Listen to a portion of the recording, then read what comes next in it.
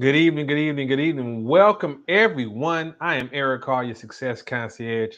Happy to be here on this wonderful day. Today is April 10th, 2024. And as you can see, I'm here.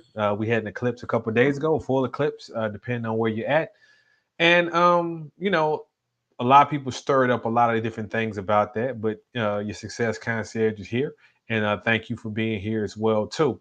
So let's go into this. Like I said, today is April 10th. We're in Aries season, really, really kicking into spring. Now, this is an interesting time of the year. So this time of the year, sometimes you have warmer days, sometimes you'll have cooler days. So we're having a little bit of cool weather where I am, but also too, we're gonna talk about this particular fragrance because of the guest that we have. So, or not the guest, but the case study that we have going on this evening. So the scent of the day is Bond number 9, New York Amber. Man, this right here is an amazing, beautiful fragrance. Now, I chose it for a couple reasons. All right. So, a little bit later, we're going to be getting into a case study about compound of image over time. And we're going to be talking about Sean Combs. Sean Combs also has a fragrance line.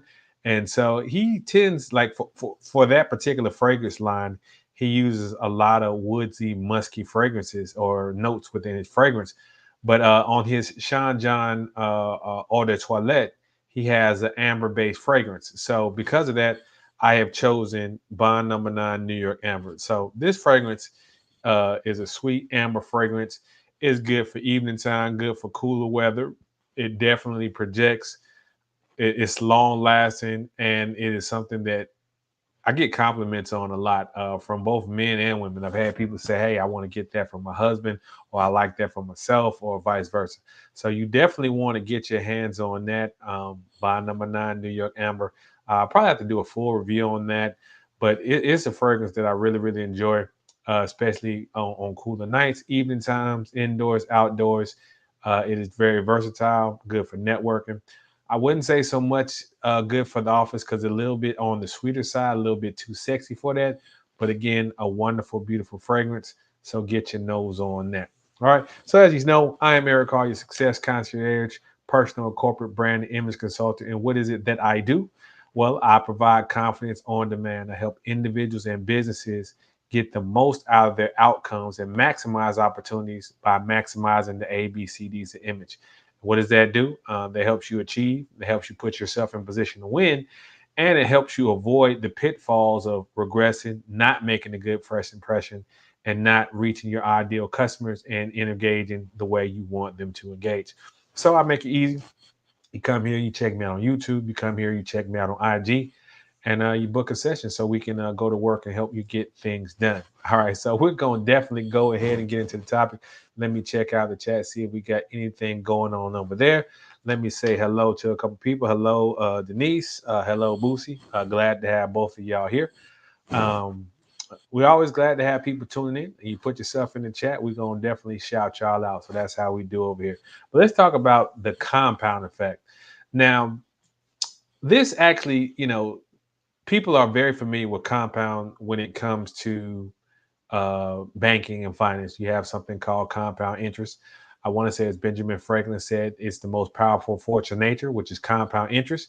Well, because you can start off with a little bit, and over time, that little bit gets larger and larger, larger, larger, larger. Well, it's no different than your image. And so when we talk about image, we talk about appearance, behavior, communication, and digital footprint. So I want to focus on behavior, all right? Because your behaviors over time go from little things to big things. So let's go, for example, let's just say you're someone who is into fitness, right? And so because you're into fitness, you make sure you exercise, you make sure you get the proper nutrition, you make sure you get rest, you make sure you do things that make you have a healthier lifestyle. You move around, you have a healthy space, healthy environment. Now, over time, that's going to affect your fitness. You do those things correctly in a positive manner. Now, let's just say you do the opposite and don't do those things. You don't get exercise. You don't eat improperly. You don't get the proper nutrition. You don't rest. You don't take care of your body, do those type of things. Then that's going to negatively impact you on that. And most people understand this because, again, we have times where our weight goes up, our weight goes down. And so we have an understanding of that. And so what I want to say is your habits are going to lead to outcomes, good or bad, positive or negative, going forward. And we have to be mindful of that. And not just habits, because when we talk about your image, your behaviors over time is going to show how people are going to perceive you, perceive your business, or interact. We all have had a situation where we go into a business and they have a great track record. And so they have a great track record, they have more room for error if there's something goes wrong. So you get, as we call that, the benefit of the doubt. But if you have someone who doesn't have a good track record, every little thing you're going to nitpick, nitpick, nitpick, and you're going to find reasons not to do business with them, not to be in their presence, not to go around them. Well, the same is true with the image. So we got an interesting case study. I wanted to really talk about this just because it's open and prevalent in the news. And because this is someone who has had success over time, and we're going to talk about the positive and the negatives of that. So let me go ahead and get this ready to go. And you know how we do over here. We're going to go ahead and get started. Like I said, we're going to start our case study on Sean Combs and the compound interest. I'm Eric Hall, your success concierge. So let's get started. All right, let me go ahead and share my screen here. We're going to get into this. All right, let me pull this up. Okay, here we go. Here we go. Here we go.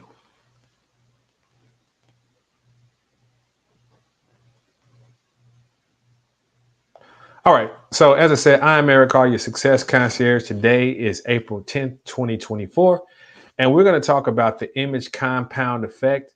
This is my case study on Sean Combs. You know him by a lot of different monikers.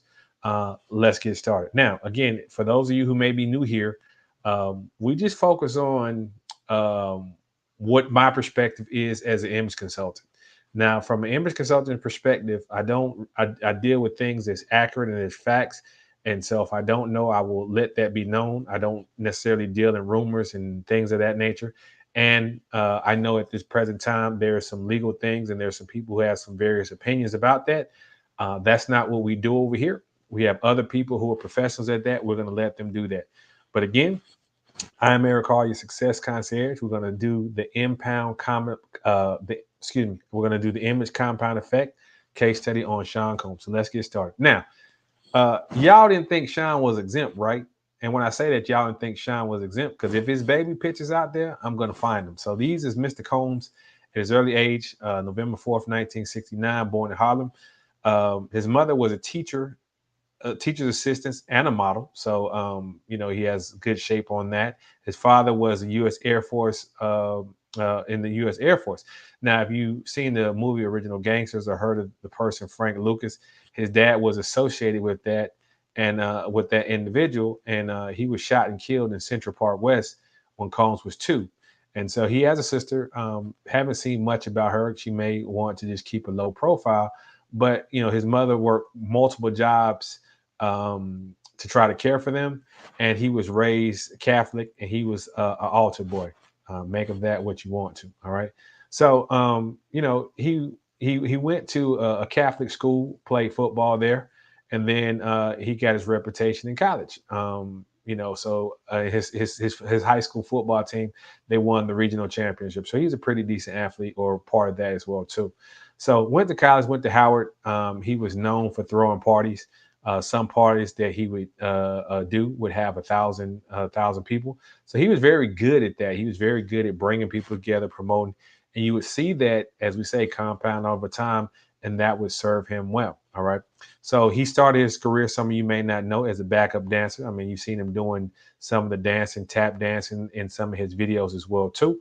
But he started off as a backup dancer, and he was in the video "Stacy Last What You Need." And then he got into the record industry in about 1990. He interned at Uptown Records working for Andre Harrell. And so at the time, Harrell was responsible for founding the group Jodeci and Mary J. Blige. And an interesting take, Usher, who was some of y'all saw him at the Super Bowl a few months ago, entertainer as well too. He moved to live with Combs around 13, around 92, 93. And he was known for having a wild lifestyle. And he was somewhat rebellious, and he was fired for insubordination. And so one of the things I discovered as well too, he got the name Puffy because he would get angry and puff his chest out when he was a kid. So that's how he got the name Puffy. All right. So after that, he left and he founded Bad Boy Records. All right. And so this is one of the things this was like a brilliant marketing campaign. You see here him with the Notorious B.I.G. to my left, and then Craig Mack on the right. And so he had the marketing campaign, Big Mac, a good play on that. And some of the Bad Boy talent in the early years and going forward, he had Notorious B.I.G., Craig Mack, Faith, 112, Father MC, Total, Mace, The Locks, and many, many others. And he collaborated with many others, and they had 26 platinum albums. All right.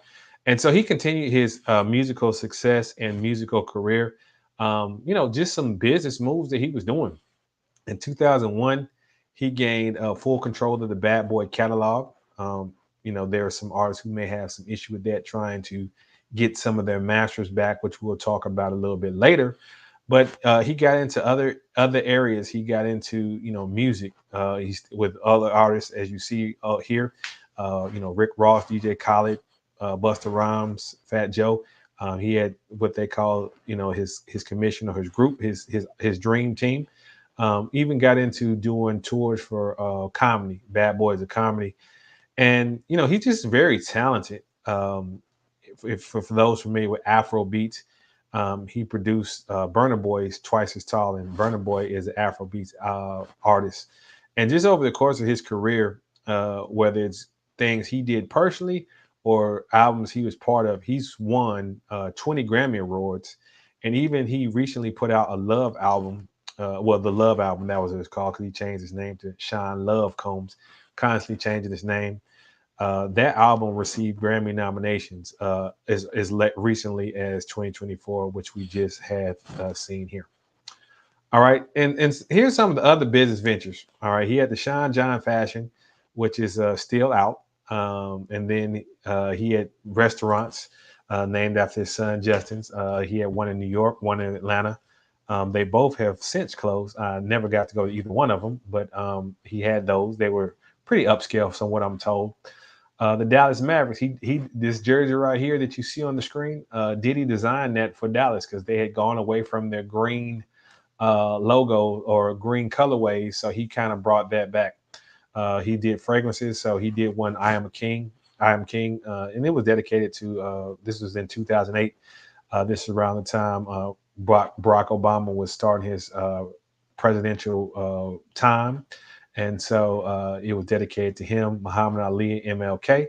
And then he ventured further into clothing brand NYC or Inichi, because it was owned by Italian brand Fila. So that's how they called it, even though it's, you can pronounce it different ways. But he purchased that from Liz Claiborne for $20 million. And then he had equity stake in Revolt TV. And then he started Girl Collection for his female fragrances. And then, of course, you may remember his reality TV shows with him in Making the Band, where he developed additional talent. He was doing acting as well too. I mean, he was in various TV shows and movies. For the most part, in the early from '92 to around 2005, he was playing himself. He appeared on shows like In Living Color. I think I remember him on the Steve Harvey Show.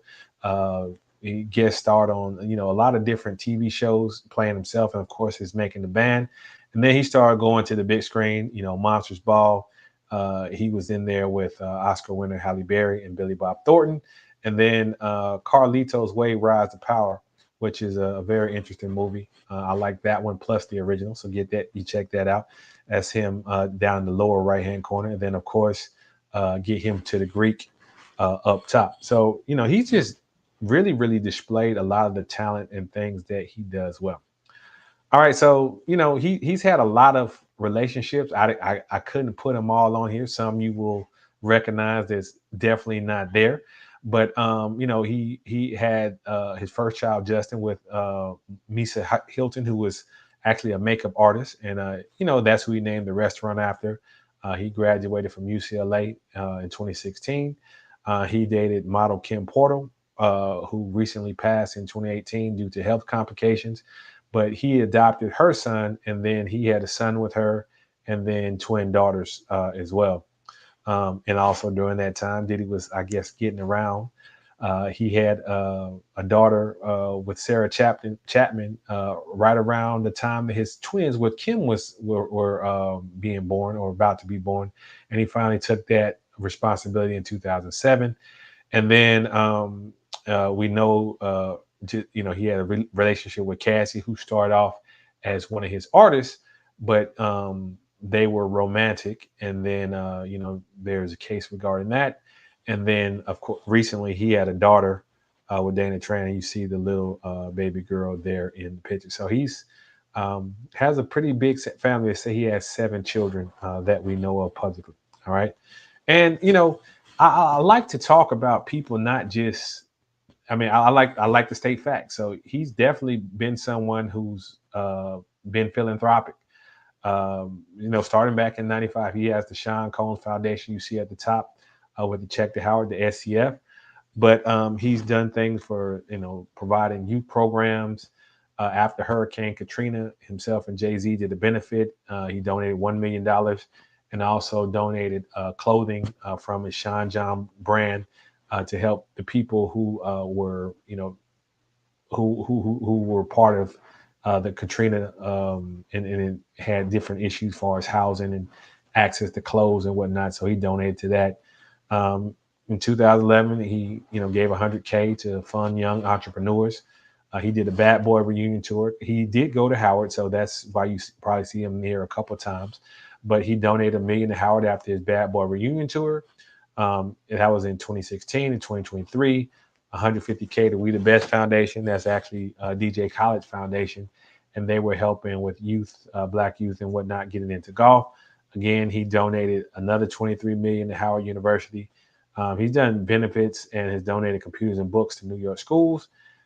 Specifically after he ran the New York Marathon in 2003, and then he recently gave financial support to help families pay rent in 2020, 2021, as a result of the pandemic that was worldwide here.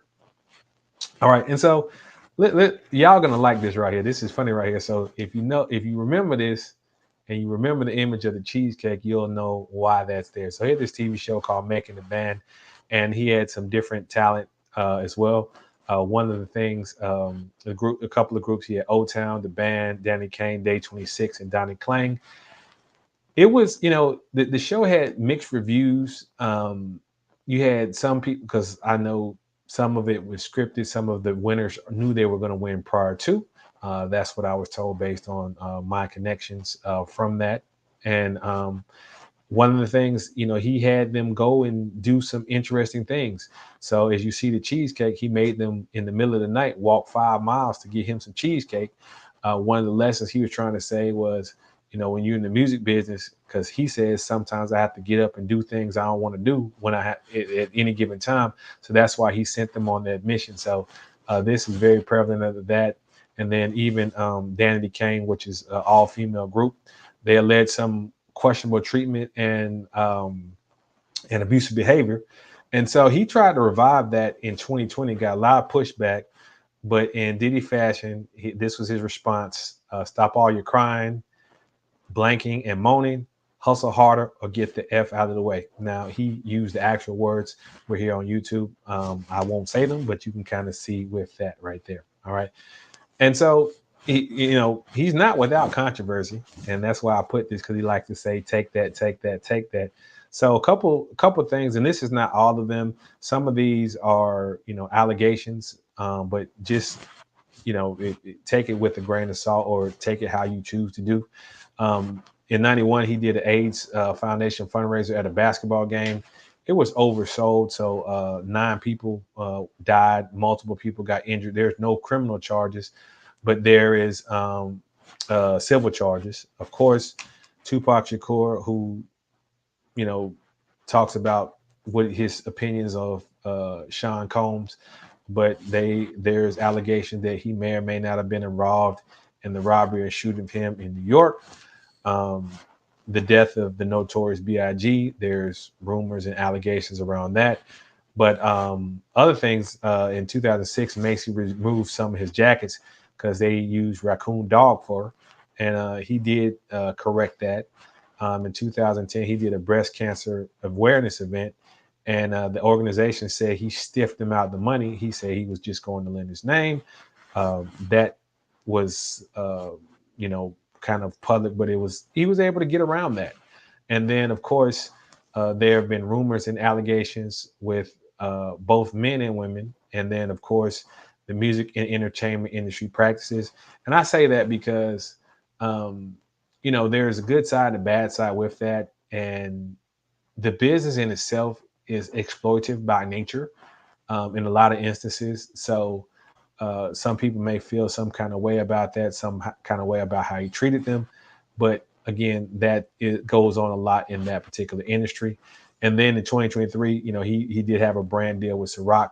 They chose to separate with him after they were acquired because he refused to honor and acknowledge his commitments. Now we're gonna get into some of the legal aspects, the legal issues. All right. Now again, this person is a celebrity, and so some of these sometimes you become a target. Sometimes people just say different things just to say them, but this is what has been associated with him. All right. So, in 1997, he was sued for landlord neglect. 1990. This is public because this is at the time when he was dating Jennifer Lopez. But there was a shooting outside of the club he was at. Um, there was a weapons charge. Rapper Shine was convicted and sent to prison. Diddy didn't have any charges for that, but that was when Jennifer Lopez decided she wasn't going to date him. Then he had sweatshop violations in Honduras because that's where some of his clothes were getting marketed. But they brought that to his attention. He fixed it, and it improved in 2004. Down on the bottom, he was charged with assaulting Steve South, who was I want to say the manager for Nas after they did a video shoot. So it was settled out of court, and he had to take anger management, of course, driving with a suspended license. And Kirk Burrows sued Combs, saying he went Suge Knight on him and forced him to give up his bad boy shares under threat of violence. Make of it what you want. Interesting, there's a UK singer named Diddy who's been using the name since 92. So he cannot use Diddy in UK. So he was known as P. Diddy over there.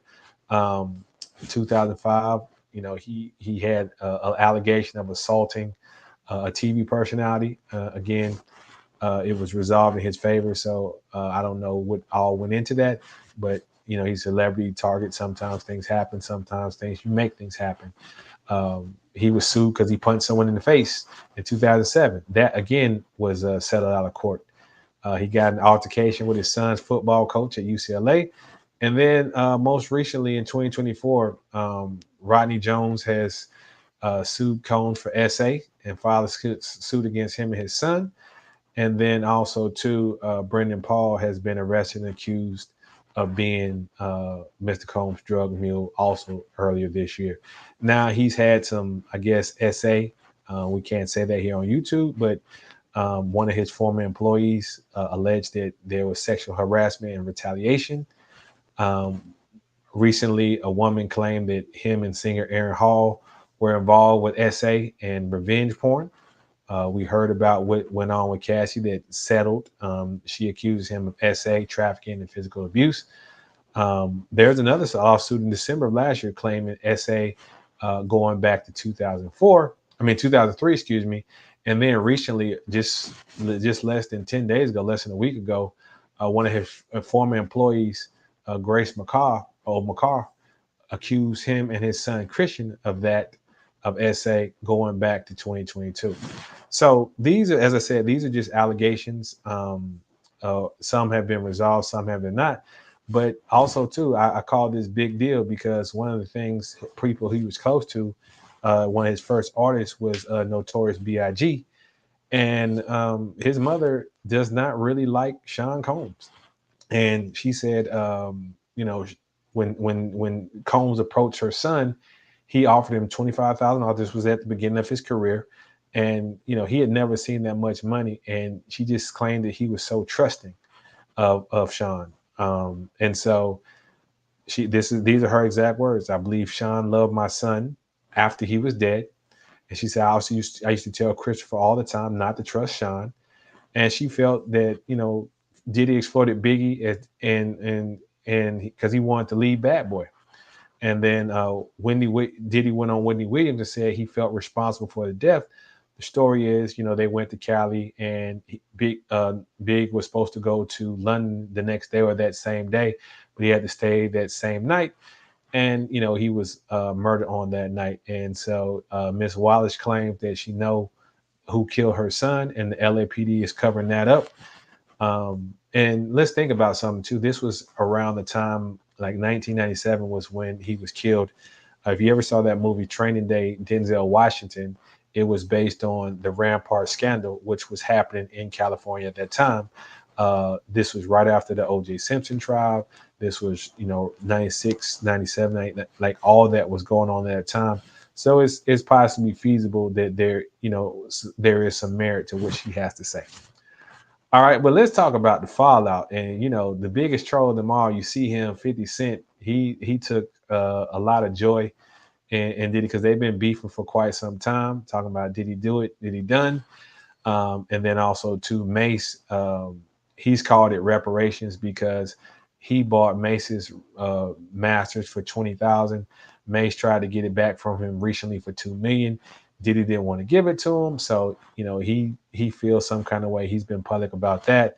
But a couple other things, Macy's pulled his Sean John clothing line. This is what they did last year.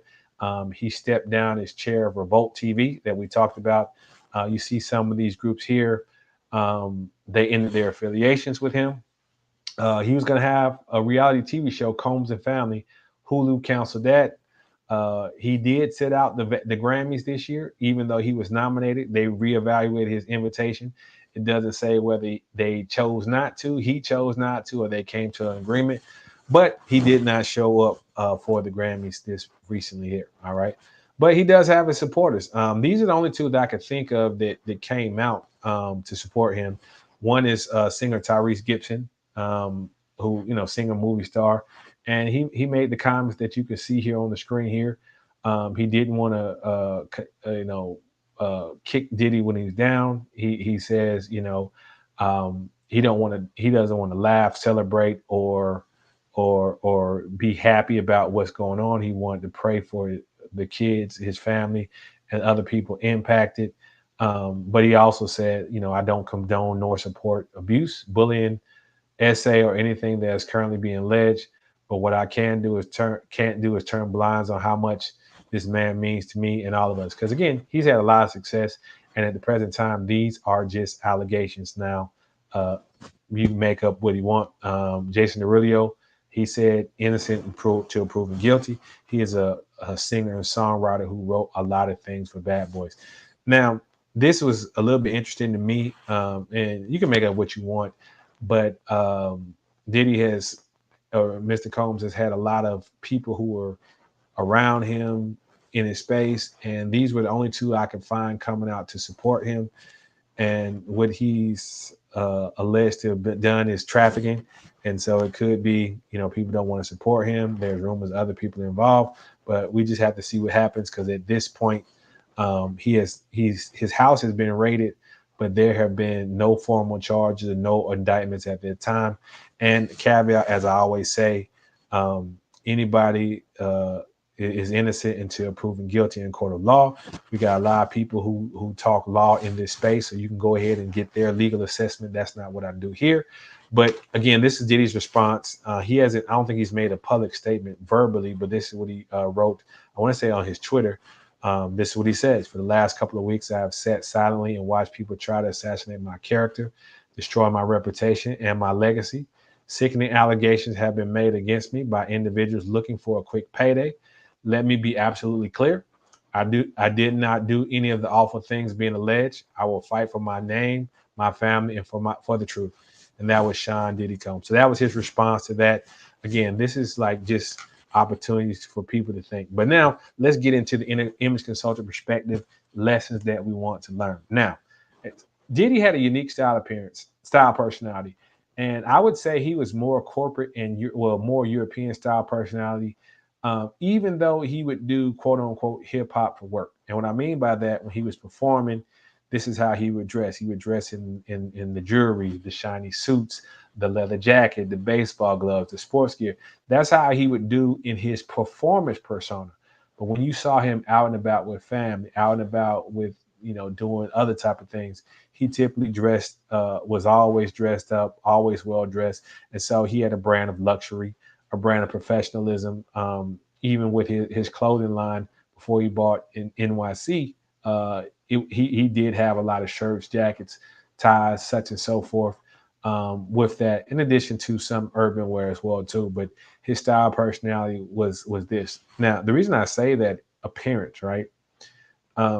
He's someone who had his finances in order. Alleged, it was reported that he had a net worth of 1 billion or close to $1 billion. Always dressed well. He had the parent, well kept that. So what I'm saying is, as an image consultant, what I say, appearance is just a small portion of that. So by all intents and purposes, he does look the part of a businessman, carries himself as one, and the circles that he chooses to do. And let's talk about the lesson, the behavior compound effect. All right. And so it has benefits as well as not so good benefits or detriment, excuse me. So he has amazing work ethic. And over time, that has allowed him to one, be successful and have longevity in the entertainment and business space. All right. Versatility, music, comedy, acting, business, all those things he's done at a very, very high level. And he has a unique ability to recognize talent and attach himself to that talent. I mean, he's been doing that for over 30 years. So those are things that have benefited him and over time has led to him being in the position that he's in. Now let's look at some things that have not. Entertainment industry practices, and you can make of that what you want. He's had anger issues, all right, because you saw, he's had some times where he got into physical altercations with men, and then there's allegations of abuse toward women, how he treats others, and his party lifestyle. So this behavior over time shows up, and that's his reputation. So the only reason people probably still dealt with him because the things on the left side, because he was successful and helped people be successful, but the things on the right side could lead to some of the have led to challenges throughout his life. And we'll see how things happen going forward. And then, of course, communication, digital footprint. You see him with the camera. We live in the digital age, so cameras are everywhere, even when you don't want them to be. Most people, cameras come to them because they do it themselves. Whereas people in the celebrity space, they have cameras even when they don't know they have cameras. They have people following them in the bathroom. He's someone who's very recognizable. There's documentation on his good acts as well as his not so good acts. And he speaks well. He has excellent communication skills. Now, the other thing I say with individuals is, um, you know, we have people who talk about doing certain types of entertainment, OF, doing these type of things. And even we tell young people, what you do is going to stick with you. It's hard to avoid for that. So that's why you want to make sure you're not just looking at your outer appearance, but also your behavior, your communication, and your digital footprint. So that is my assessment on Sean Combs. I'm Eric Hall, your success concierge. Like, comment, subscribe. And thank you for tuning in to this part of the case study. All right, so we got that done. Let's go to the chat here. Let's see what we got. Hopefully, y'all have enjoyed that portion of it, of the case study. And, I just really want to give a different perspective from what I see. And how would I advise Diddy? I really don't know. And the reason why I don't know is because I don't have all the information. And typically, when I do these or do this, there's something that's um, we can see there's a shift or whatnot. But he's had a lot of things that have been said about him, both good and bad. And in the past, he's been able to get by with that. But again, they say things over time, you can only sweep things so much. And now things are coming to a head, and he's going to have to deal with that. And we shall see how that goes. But I may comment on that further down in the future. Now, this is the time we're going to go ahead and take your questions. Let me go ahead and put in the chat the link. And also, too, we're going to go to the questions as well at hand here because, again, that's what we do over here. All right. So let me take a sip of water, check out what's going on in the chat. Okay. Okay. What's up, Mile High Gambler TLA? Okay. The lead attorney. Hey, that's a good brother. Welcome, Mile High. I'm guessing you live in the Mile High City. I was there. Beautiful place. Got to enjoy that. But yeah, welcome. TLA, very good brother. I actually got to see him about a month ago. We were all having dinner, myself, him, some other content creators. But yeah, salute to Lee Turner. You know what? One thing is, I know he's going to probably be doing some content around this as well too. He definitely does very good legal advice, very good at breaking things down from a different perspective.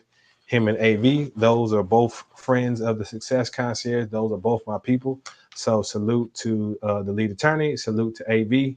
Love y'all both. Y'all do amazing things. So yeah, I know they're going to be doing commentary. So thank you for having it. Thank you for your support. Excuse me, my high gamma. All right, let's go to the chat here. Let's go to the questions and let's see what we got here.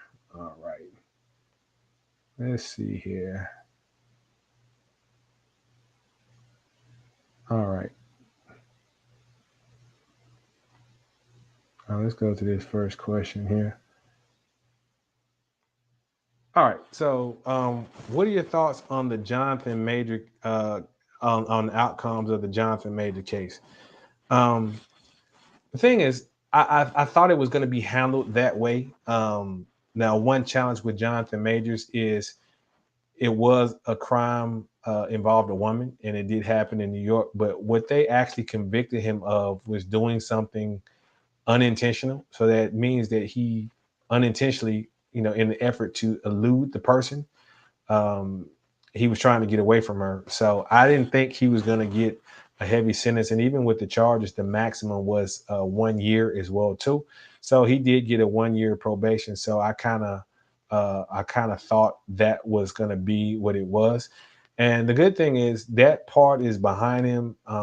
Hopefully he's learned a lot. He's got some good people around him, and he can start to rebuild his career. The one thing is, in this particular space, people sometimes they have a long memory, sometimes they have a short memory, and with other things clouding the media, like we talked about things going on with Sean Combs, and we have things going on election wise. This is election year, and we have just a lot of things. We're in playoffs. We have a lot going on, so it's easy for that to get pushed down. And of course, you have conflicts overseas and all that. So this is a good time for him to regroup, work on himself, work on a couple of things. And if he chooses he wants to go back into entertainment, I mean, I don't know what he wants to do with his life. He's still a relatively young man. He can definitely do those things. So salute to him with that. And I'm glad he got it adjudicated as well too. And since we're doing updates as well too, one of the people I did a case study on, Shakari Richardson, she just signed a $20 million deal or with Nike. And so, as I said, when you focus and make shifts in those areas, it definitely helps. So we get to see her. Olympics coming up, so she's got a couple things to do to qualify and get ready. But look forward to seeing the Olympics. One of the things I enjoyed was track and field. I've always liked that. One of my favorite things to see, both the men's and women's. And so I look forward to that in the upcoming Olympics. All right, let's see what else we got. Yeah, let's see here. We got Maha Glamour. Yeah, man, you know what? Yeah, we do have we do have a great community of individuals who support one another in this space. I mean, TLA does some good things. There's some other content creators that we associate with as well too, who all support each other, who all look out for one another. So it's all about putting in work, and we keep doing what we're doing, learning, growing. We definitely gonna get this. So thank you again for your support, Mile High, and we definitely appreciate that as well too. All right, let's see what other questions that we have here. All right, y'all trying to get me tonight. Okay. Are you familiar with what Fresh and Fit Curves issue is and your thoughts on it? Yes, I am familiar, and I do not have thoughts. And the reason I don't have thoughts on it, here's the thing: it's too early to really see what's what. And one thing about me, I like to get information. Some we got other people who are going to give you the hot takes. They're going to give you the news and all that. That's not what I do here. I want to be more strategic and examine things and make sure I get facts and information. Again, once we get more information about what happened with them, then I may have commentary on that. Um, One of the guys I like is this guy. He's called Active Self Protection. All right, and so what I like about him, he's someone who does a lot of self defense videos, and so he'll look at surveillance footage of this incident or that incident, and then he'll talk about okay what this person could have did better, how would they do well to protect themselves. But one of his rules is like, let's just say there's a police event or event where someone does self-defense, whether it's police, whether it's other things, anywhere in the world. he likes to wait like 3 to 5 days before he comments, because he wants to make sure he gets all the information out before he does that. And so that's the approach I like to take, in the sense that I like to have a good portion of the information before I make commentary. Um, and that's my approach on that. So yeah, let's go with that. All right, let's see here. All right, so what are your thoughts on how Angel Reese and Caitlin Collins are treated? So for those who don't know, they just had the NCAA Women's Championship game a few days ago, and you had, two players who have have been very polarizing for their play and performances on the court. One, Angel Reese, black young lady playing at LSU, and then the other, Caitlin Collins. I believe she goes to Iowa. And here's the thing with both of them, right? Both of them are very talented. Both of them like to talk trash and do certain things. And so I would say Caitlin does more on the court, whereas Angel is more, she does the trash talk on the court as well. She does a lot of other things, like she does the modeling, she does the interviews, she's done some questionable things with moles, such and so forth. And so one thing that you have to realize is when you talk trash, right? And it is not just with them two. It happened with Muhammad Ali before him. If you talk, you talk, you talk. When you don't win, people are gonna come for your helmet. So you have to be prepared for that. So again, you know, they big girls, they can handle it. They don't need to be crying around here. But that's how I view it. I don't work with either one of them. They haven't contacted me on that. I know, I believe both of them are declaring for the WNBA draft, and so we'll see how they perform. But they've been outspoken in the way they've done things. All right, so let's see what we got here. Another good question. I'm starting out and I want to be fashionable. Should I consider purchasing wearing replicas? All right. No and no. And so here's the thing, right? One thing about me is I have, and for those who don't know, replicas are what they call this, the new name for it, for counterfeit knockoffs or lookalikes. All right. That's what they call replicas. So what happens is people will get something. They may get a t-shirt that has this particular brand on it, purse, shoe, such and so forth. Now, a couple of things with that. Typically, the material may not be as good. The craftsmanship may not be as good, and then um, the support going forward. Because even if you buy nice things, I have personally, sometimes you need support. So I bought, this is back in the day, I want to say I bought some Jordan 6s. And I bought them. I want to say I either bought them from Foot Locker or directly from Nike. I can't remember, but they split in the middle. And these are shoes that I bought from. And so, as you know, sometimes Jordans, they sell out pretty quickly. So I ended up returning them, but they didn't have any more. So they ended up issuing me a credit. So those are some reasons why. But let's go back to my 3 rules of being an image consultant. So rule number 1 is where you're going to wear it to. Rule number 2, what's the message you want to send and what's the value add?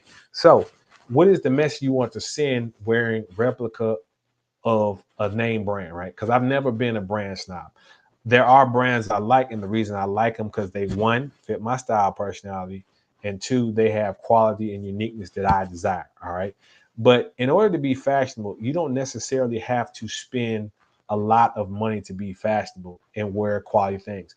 The couple things that you want to do, you want to make sure it fits very well to you, cut well, fits to your body type, and 2, it has quality materials and is the best that you can buy and afford. All right. Now, when you go out, let's just say you go somewhere, and why would you want to give the impression that you're something that you're not? Because we always talk about being congruent. Because if you come in somewhere with red bottom shoes, they're going to expect you to do red bottom things. If you come in here with this brand, they're going to expect you to act and behave in that manner. And if you have not developed the maturity, the understanding, a knowledge of what it takes to operate in those spaces, then you're just not ready. So what I recommend for anyone out there is, if you like this particular name brand, you should, if you want it bad enough, save your money and get the quality piece. You're going to be much more happy with that But I don't recommend people just buying things just to buy things, whether it's this label or that label. You want to make sure that you're getting quality pieces. So again, I don't recommend that. I know people do that. That's what they choose to do. But I've never been someone like that.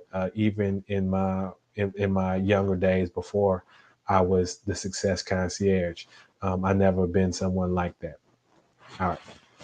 So let's see, we got anything else going on in the chat here. Oh boy, y'all coming at me because I said politics. I said, would you ever work in politics or work with politicians? Um, it would depend, right? So, like at this stage in my life, I really don't desire to work in politics or be a politician. I'd rather be a kingmaker than a king, for those who know that particular terminology. But the other thing is, for lower level politicians, um, I see potentially possibility in that. Higher level politicians, it makes me wonder. One, the ethics involved with that, and then two, politicians deal with politics, and so politics is okay. You got to be this way, you got to be that way. Could I really be able to be fully myself, my brand, and make the decisions I want to make to help that individual? So and again, I'm also about being congruent. I want to be you to be the best version of yourself and put your best foot forward, but you have to be congruent. And I don't know if that's as prevalent as we would like it to be in politics, but that's what we got there. All right, let's see. We're coming up on the end of the hour here. All right, this is a really really good question. Actually, I like this question. Can I have multiple style personalities for various areas of my life? I would say no, and I'm gonna tell you why. So your style personality is who you are at your base core nature. All right. Now, you may have to tap into certain things in order to be successful in certain space. So let me give a perfect example.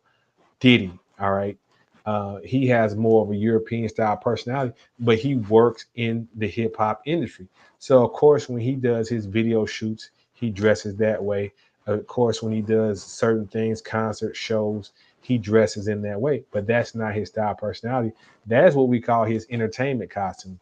Now, as an individual, you do have your base style personality, but you may have different things, behaviors for different areas of your life. So I think you're conflating like your style versus your behavior. All right.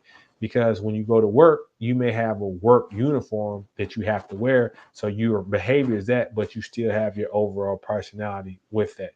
So you can be adaptive. You can have different behaviors, different things that will help you thrive in different environments. But your style personality doesn't really change because that's who you really are. Now, if you really five different things, which is rare, I mean, some style personalities have a little bit of flexibility. You may do a one-off here or a one-off there, no different than like you may go to a ball game and you dress in sports gear. That's not your everyday life. You may go to a court. That's not your everyday life. You're not suit and tie. Or you may go to a theme party. Do you get what I mean by that?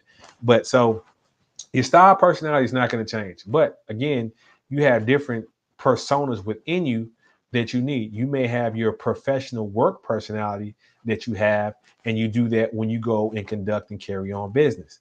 Then when you're hanging out with friends and family and such and so forth, you may have more relaxed, more fun, more playful. Then if you have a romantic partner, you may have a persona that you deal with that. And then again, when you're doing volunteer work, you're being caring, being empathetic, you may have different behaviors associated with that.